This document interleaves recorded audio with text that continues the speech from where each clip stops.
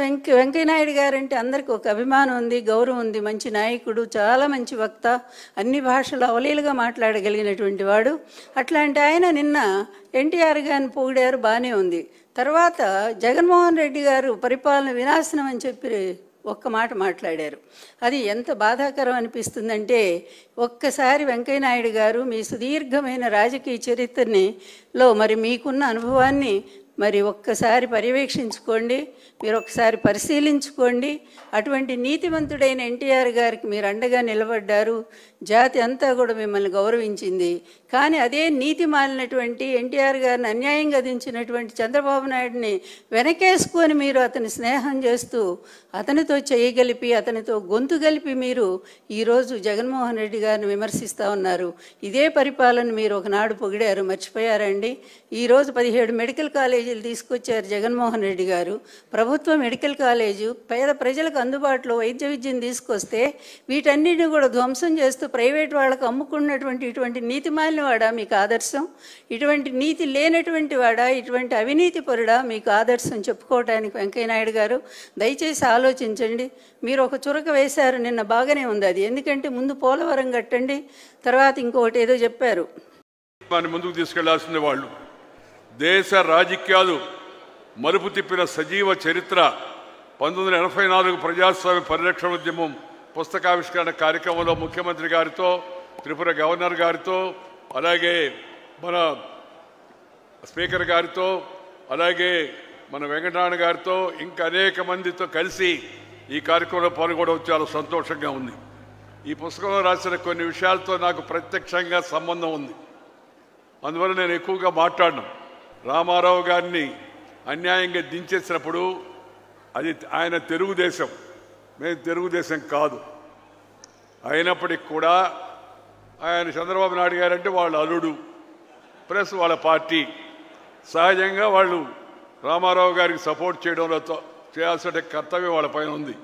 కానీ నేను, జైపాల్రెడ్డి గారు, చన్నమనేని రాజేశ్వరరావు గారు, మా పార్టీలన్నీ, పి రామచంద్రారెడ్డి గారు, సుందరయ్య గారు, ఇలా అన్ని పార్టీల వాళ్ళందరం, ఓంకార్ గారు, వీళ్ళందరూ కూడా కలిసి ఎందుకు ఎన్టీ రామారావుని సపోర్ట్ చేశాం అని అంటే, ఆయన ప్రజాస్వామ్యయుద్ధంగా ఎన్నికైన పాపులర్ చీఫ్ మినిస్టర్.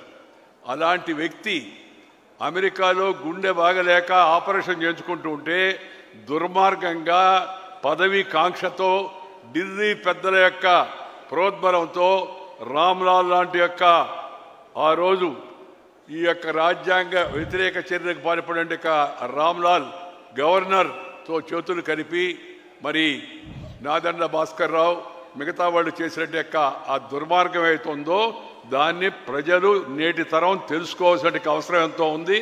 ఆ రోజు జరిగింది అన్యాయం కాబట్టి మేము తెలుగుదేశం పార్టీ కాకపోయినా మేమందరం కూడా ఎందుకు సపోర్ట్ చేశామంటే రామారావు గారికి ప్రజలు ఆయన ఎన్నుకున్నారు, ఆయనకు అన్యాయం జరిగింది. అందుకని రామారావు గారి అండన ఉండడం జరిగింది. చరిత్ర అంతా చెప్పారు వారు. ఇక్కడ జరిగింది రామ్లాల్ వ్యవహరించిన తీరు, మాకు రాజ్భవన్లో అవకాశం ఇవ్వకపోవడం, ఆ తర్వాత అరెస్ట్ చేయడం, ఊరంతా తిప్పడం, అరెస్ట్ చేసి వ్యాన్ ఎక్కిచ్చారు. ఒక్క మాట చెప్తాను, వ్యాన్ ఎక్కిన తర్వాత అందరం దాంట్లో కూర్చున్న రామారావు గారు, ఉపేంద్ర గారు, చంద్రబాబు, నేను అందరం.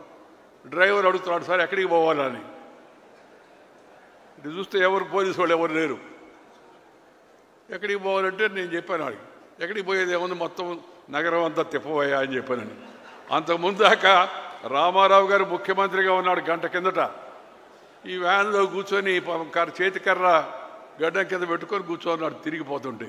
అందరికీ అప్పుడు టీవీలు లేవు, ఇంత ప్రచారం లేదు. వెంటనే అందరికీ ఆశ్చర్యం కలిగింది, ఓహో ఈయన్ని అరెస్ట్ చేశారా అనే విషయం జనానికి తెలిసేటికి అవకాశం కలిగింది.